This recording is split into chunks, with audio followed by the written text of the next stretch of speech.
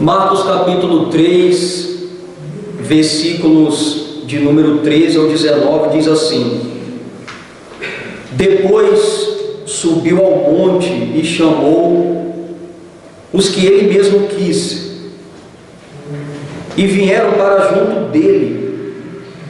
Então designou 12 para estarem com ele e para os enviar a pregar e a exercer a autoridade de expelir demônios.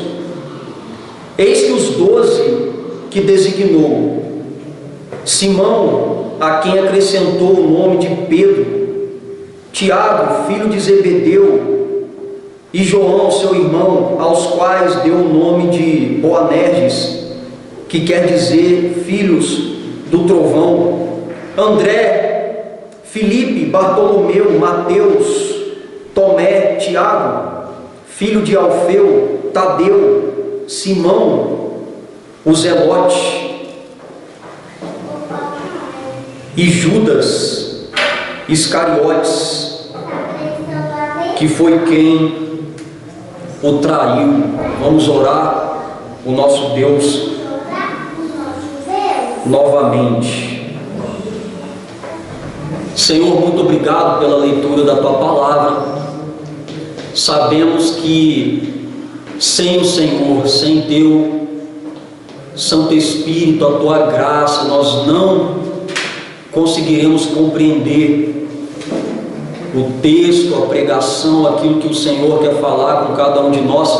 Pai, tenha misericórdia de nós, seja o nosso auxílio, nos ajude na pregação, tanto no pregar quanto no ouvir, que nós possamos prestar atenção e guardar a Tua palavra em nossos corações, praticá-la em nossas vidas e ensiná-la também àqueles que necessitam. Nos abençoe nesse momento, em Cristo. Amém. Queridos, o evangelho que temos em mãos foi escrito pelo evangelista João Marcos entre os anos de número 62 a 69 depois de Cristo. Marcos escreveu este evangelho aos crentes que estavam passando por uma grande perseguição por causa da fé. Ele o escreveu com o propósito de fortalecer a fé daqueles crentes e encorajá-los a continuarem na caminhada. Além disso, Marcos quis apresentar para todo o mundo antigo que Jesus era o ungido, o poderoso Messias, Salvador, o Filho de Deus.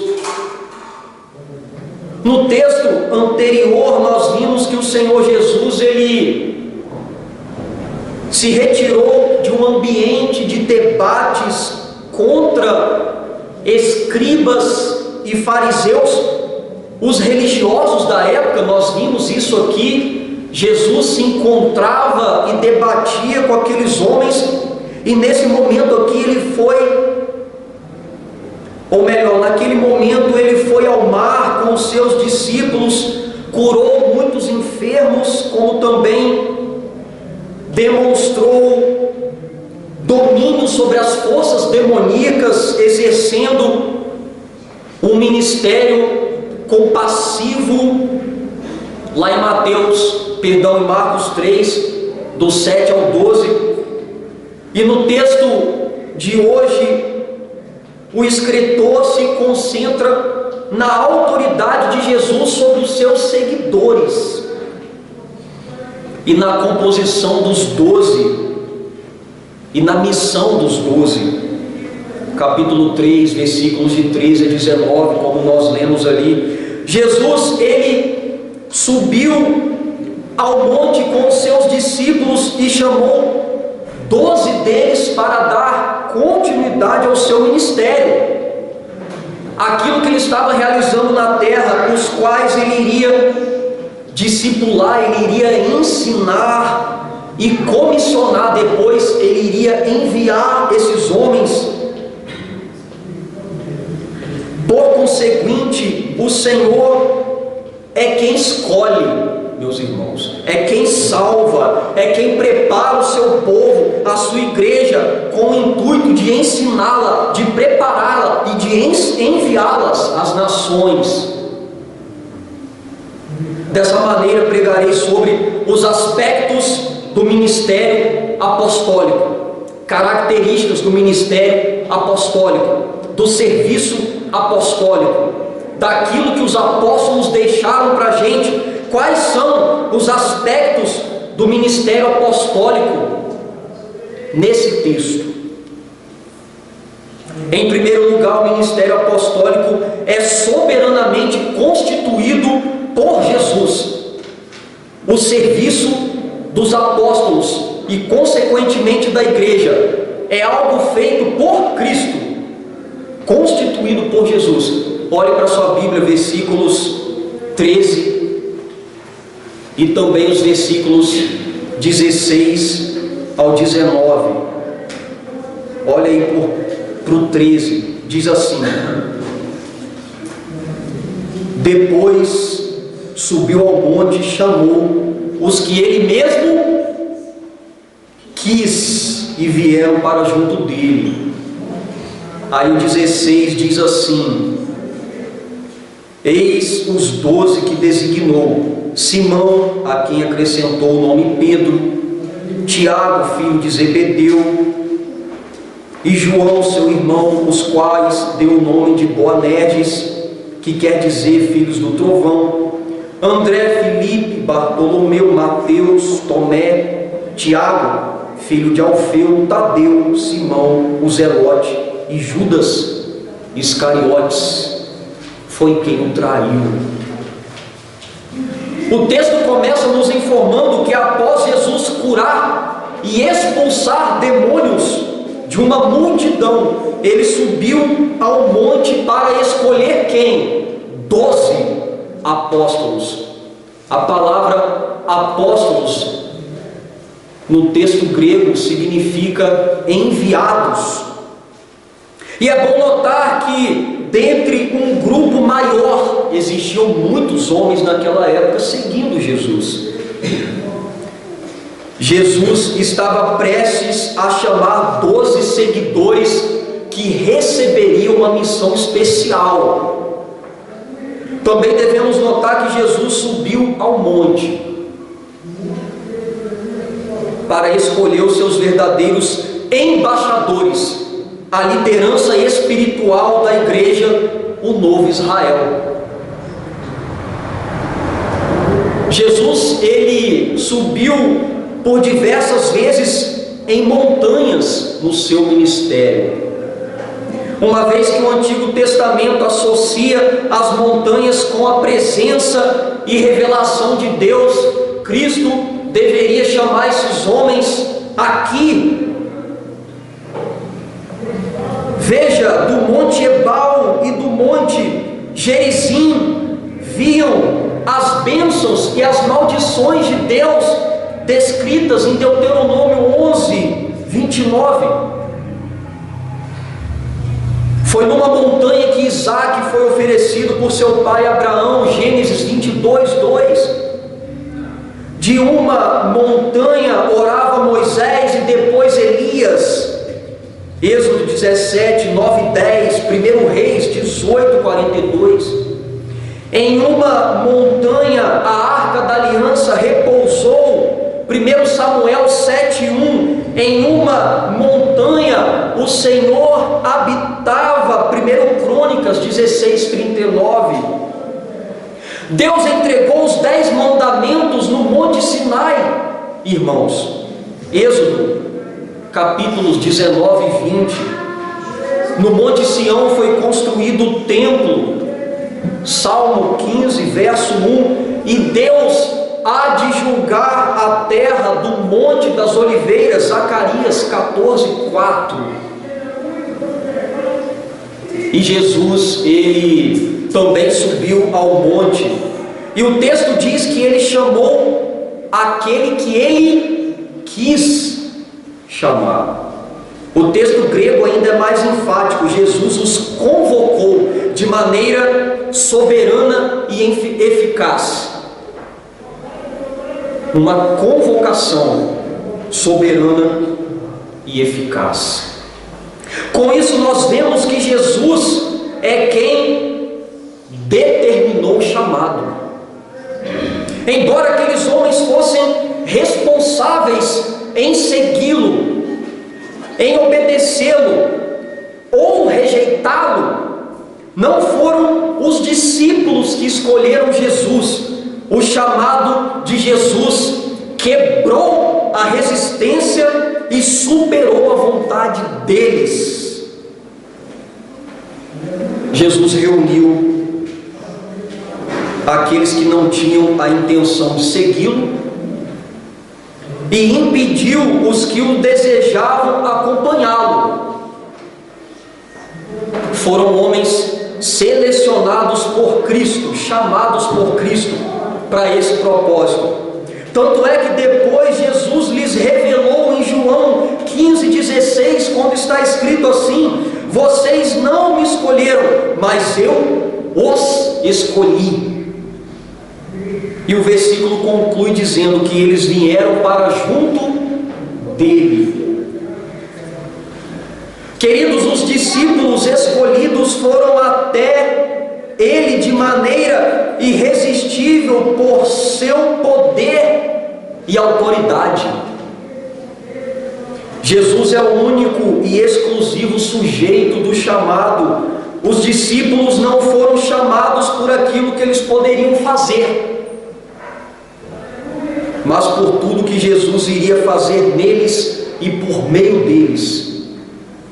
Querido, Jesus escolheu homens simples, homens que pregariam o Evangelho com poder e autoridade, que realizariam curas e maravilhas, interpretariam e também escreveriam as Escrituras e lançariam os alicerces, os fundamentos da igreja, transformariam o mundo. Homens simples, mas que foram chamados por Jesus. Vejam esses dados. Adolf Paul disse que por trás desses 12 estão 120 de Atos 1,15. Os 3.000 homens de Atos 2,41. E os 5.000 de Atos 4,4. Por trás desses homens haviam a multidão para nós incontáveis de Apocalipse 7, do 4 e do versículo 9, por fim, os povos abençoados na nova terra de Apocalipse 21, 3 e 26. Os 12, portanto, são o cerne, o núcleo de um Israel restaurado e de uma raça humana renovada. Os 12 apóstolos. E eles foram. Agora sim nós vamos conhecer um pouco melhor acerca desses homens.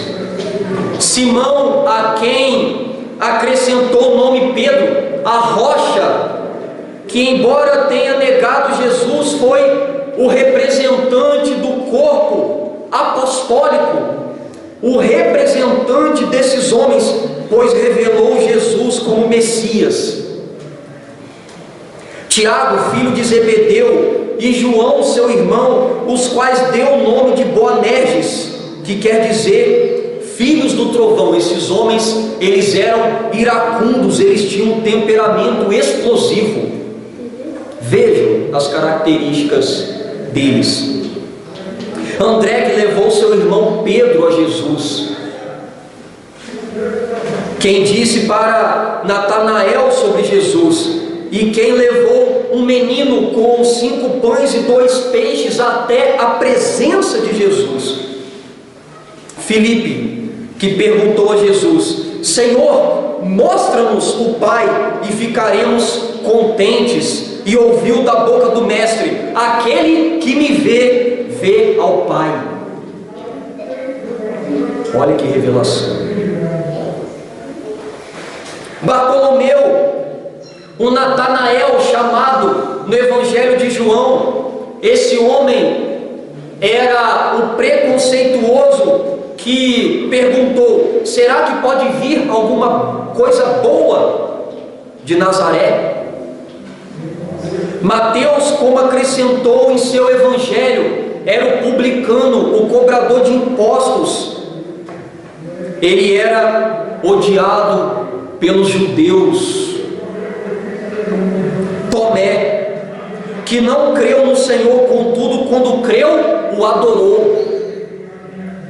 Tiago, filho de Alfeu, chamado Tiago o menor. Tadeu, o Judas, não Iscariotes.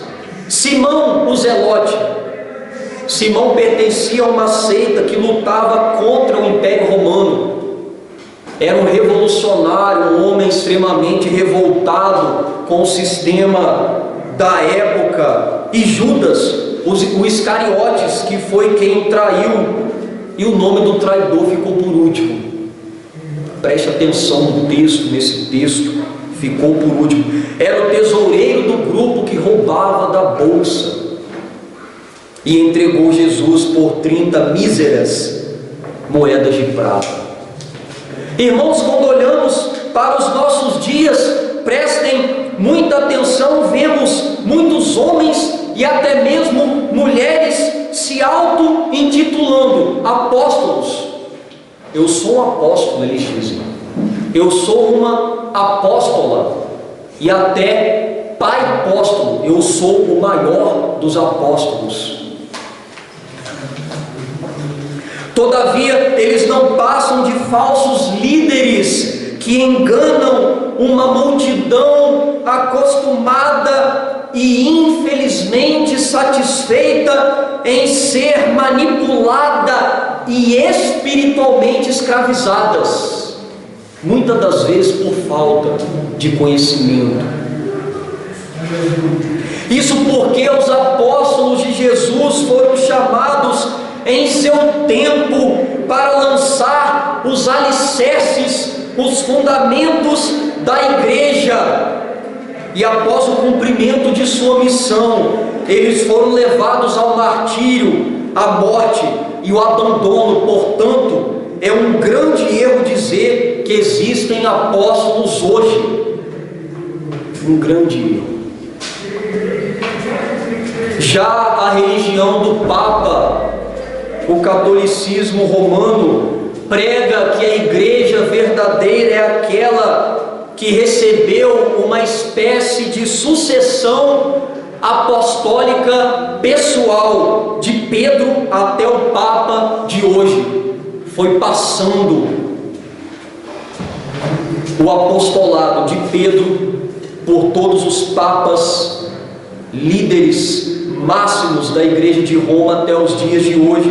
Entretanto, eles cometeram um dos maiores erros da história, e os reformadores acertaram quando disseram que não há uma sucessão apostólica pessoal, de pessoa para pessoa, mas uma sucessão funcional do colegiado apostólico. Todos os apóstolos deixaram uma herança apostólica para a igreja e não para um só homem. Uma igreja que possui uma função apostólica, como escreveu Hermann Bavinck. Observe: não há sucessão de lugares e pessoas, mas há uma sucessão de doutrina apostólica, a sã doutrina dos apóstolos, e é um elemento distintivo da verdadeira igreja. O ministério apostólico exercido pela igreja é soberanamente constituído por Cristo, que a elegeu. Deus escolheu a igreja e entregou essa função função e essa missão na mão dela. Assim como Cristo fez com os apóstolos, foi Ele quem escolheu e chamou a sua igreja lá no Antigo Testamento, como diz o texto: mas tu, ó Israel, servo meu, tu Jacó, a quem elegi, descendente de Abraão, meu amigo, tu a quem tomei das extremidades da terra e chamei dos teus cantos mais remotos, e a quem disse: tu és o meu servo, eu te escolhi e não te rejeitei. Isaías 41, do 8 ao 9. E uma igreja, um povo que também foi eleito, como está descrito no Novo Testamento, que Cristo nos salvou e nos chamou com santa vocação, não segundo as nossas obras. Ninguém é eleito, escolhido por algo que faça, mas Deus, pela graça, pela sua soberania, mas conforme a sua própria determinação e graça que nos foi dada em Cristo Jesus, quando o texto diz: antes dos tempos eternos, segundo Timóteo 1:9. Além do ministério apostólico ser soberanamente constituído por Jesus, em segundo lugar e último lugar, o ministério apostólico é eficazmente designado por Jesus.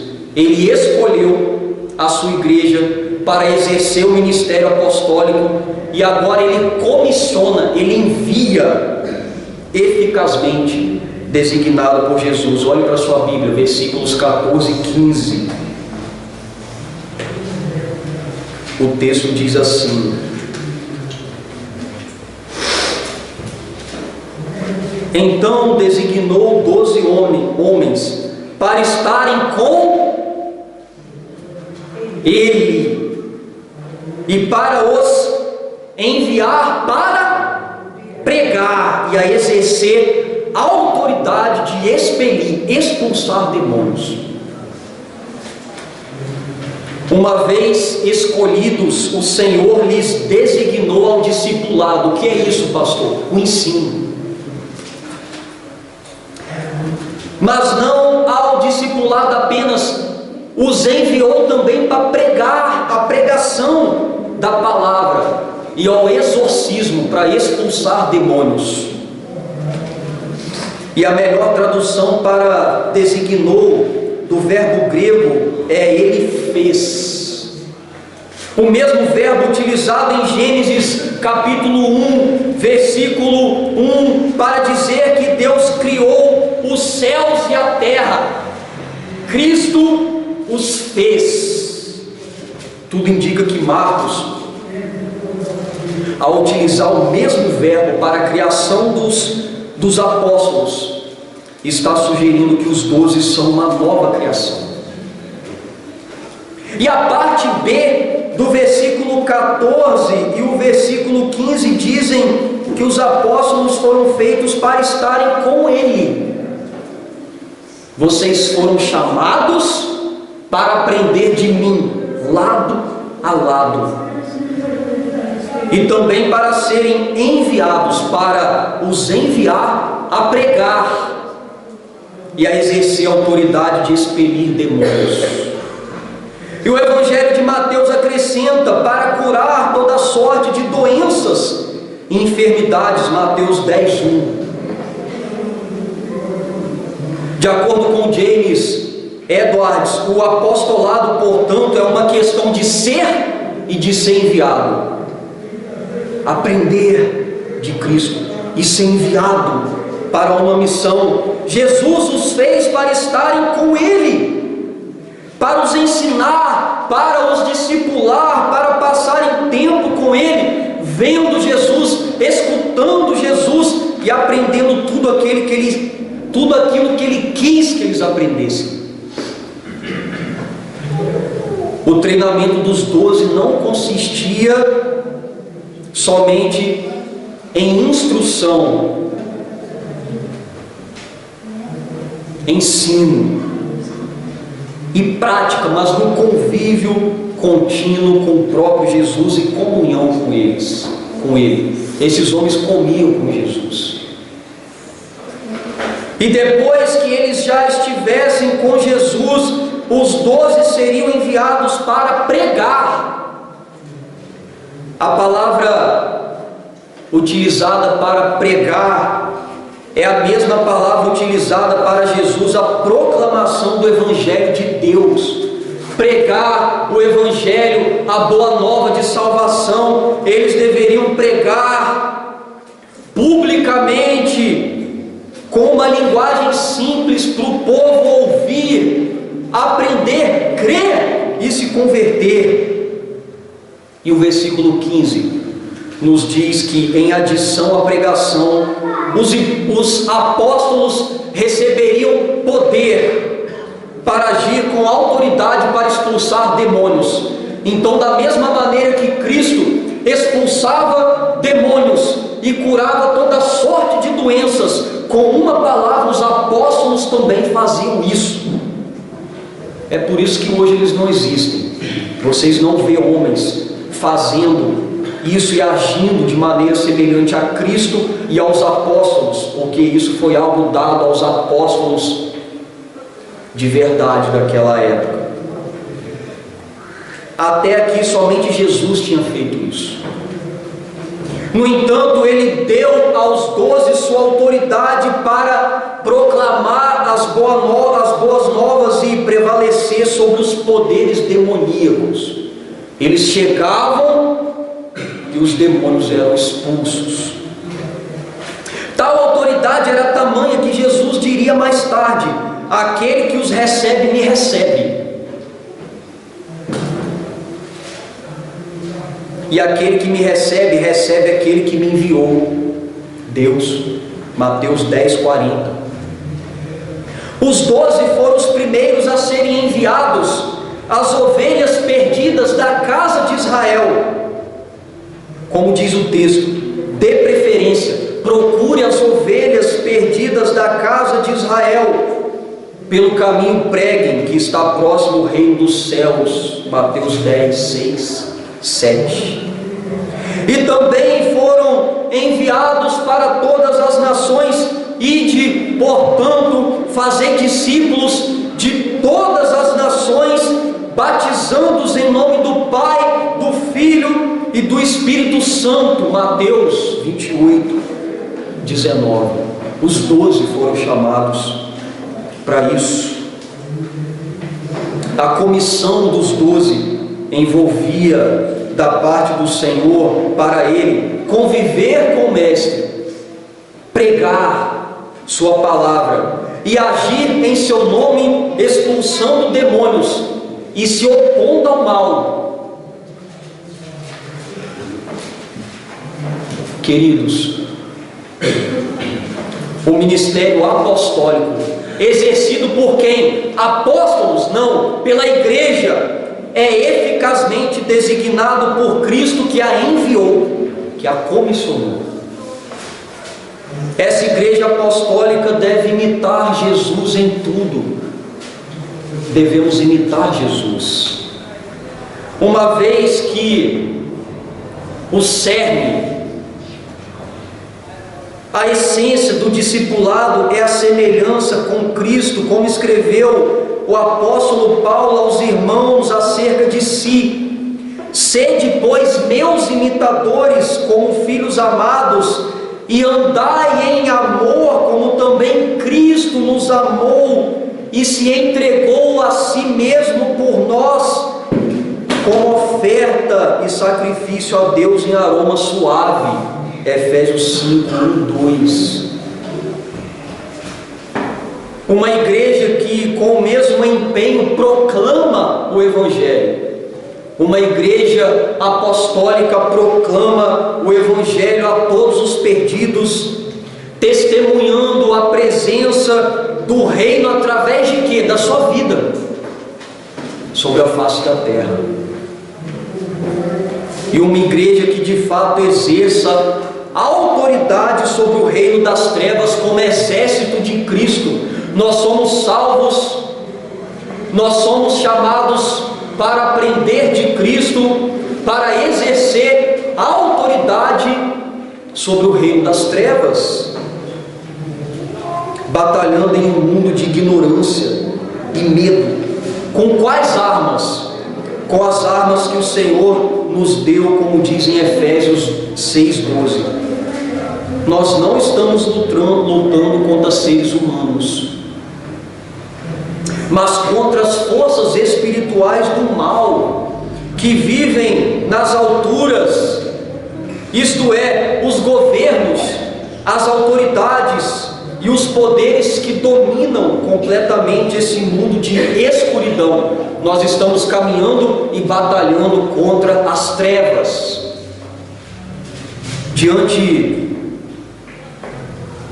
do que foi dito, quais são as lições que o texto nos apresenta? Em primeiro lugar,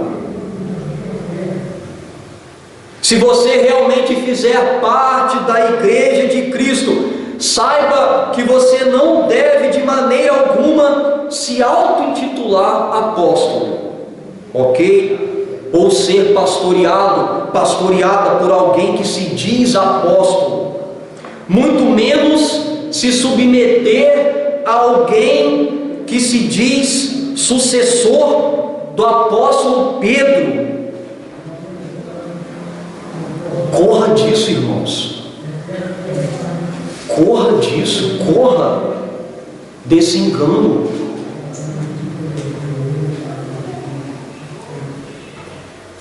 Se você quiser ser considerada discípulo de Cristo, você tem que gastar tempo com Cristo. Tempo com Cristo. Você deve testemunhar de Cristo, falar dele e proclamar a presença do reino entre nós, o embaixador do reino, alguém que faz parte de um exército que batalha contra o reino das trevas. E isso envolve evangelização, testemunho de vida. Além disso, você tem a responsabilidade e o dever de, como igreja, promover a libertação dos homens cativos das garras de Satanás. A igreja apostólica foi chamada para isso. E em segundo lugar, como pertencente da igreja apostólica de Cristo, você deve se posicionar e agir. Veja, tomar uma atitude, se organizar e agir desta maneira, negando a doutrina do apostolado moderno e a religião do Papa no seu dia a dia, como também instruindo em amor. Nós não devemos entrar em debates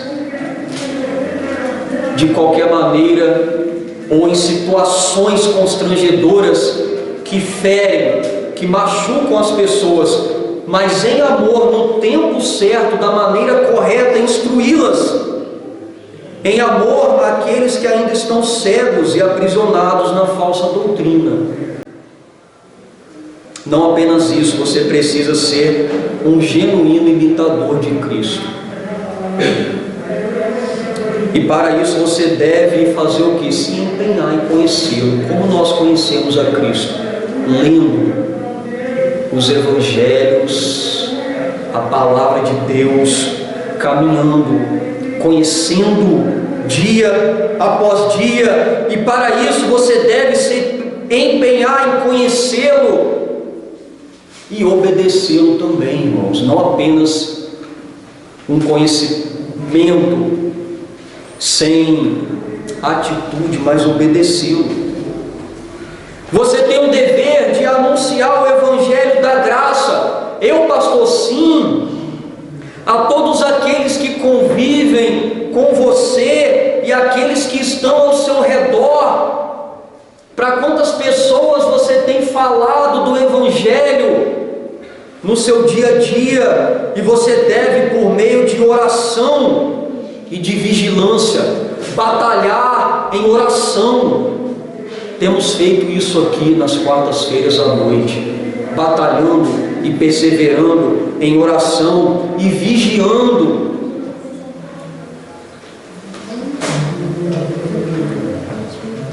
E você deve, por meio da verdade do Evangelho, da busca pela justiça de Deus, da pregação das boas novas, da paz, do crescimento gradual da fé e do conhecimento da palavra de Deus, veja, avançar em favor do reino de Deus contra o reino das trevas, armas espirituais.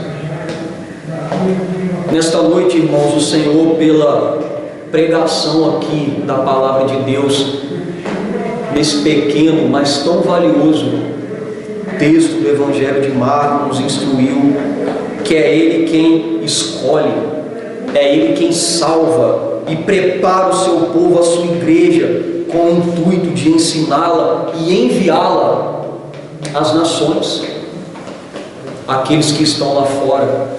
Fique de pé, eu quero orar pela sua vida.